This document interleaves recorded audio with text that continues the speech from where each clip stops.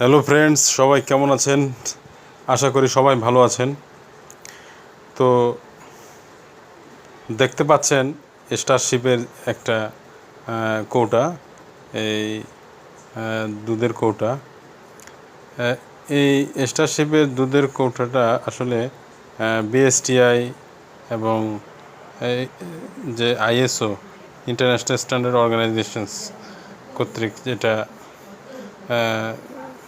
কি বলবো সিল মারা রয়েছে, মানে মানসম্পন্ন যেগুলো ইন্টারন্যাশনাল মানের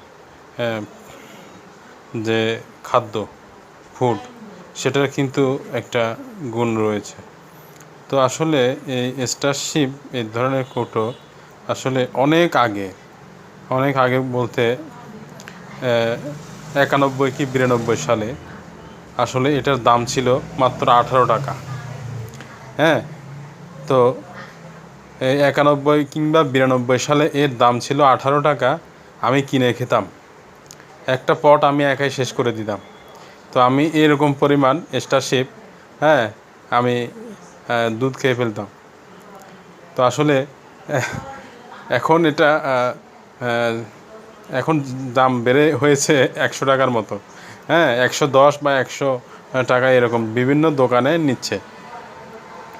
তো আসলে ব্যাপারটা হচ্ছে এই 36 বছর আগে আমি এগুলো খেতাম 18 টাকা 20 টাকা দিয়ে, সর্বোচ্চ 25 টাকা। কিন্তু এখন এই 36 বছরের ব্যবধানে এটা বেড়ে হয়েছে 3 গুণ, 100 টাকার মতো। কিন্তু পরিমাণ কিন্তু সেম, একই রয়েছে। স্বাদ এবং গুণের দিক থেকে একই মান। তো আসলে গরুর দুধের চা আর এই কনডেন্সড মিল্কের চা মধ্যে পার্থক্য আছে, অনেক মানে গুণাগুণ রয়েছে।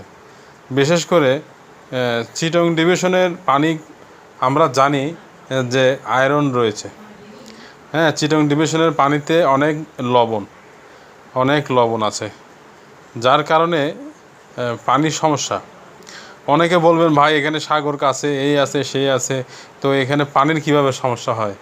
আসলে পানির সমস্যা এখানে সবচেয়েতে বেশি।